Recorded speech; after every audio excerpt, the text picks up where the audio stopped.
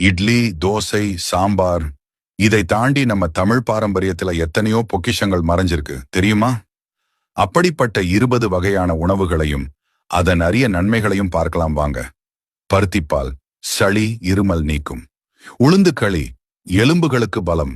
நீர் ஆகாரம் உடல் சூடு தணியும். கந்தந்திப்பிலி ரசம் செரிமான சக்தி.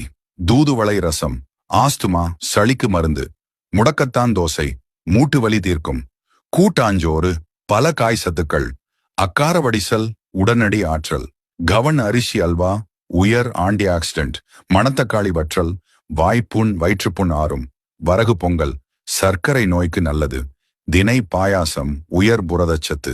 பனங்கிழங்கு புட்டு மலச்சிக்கல் நீக்கும்.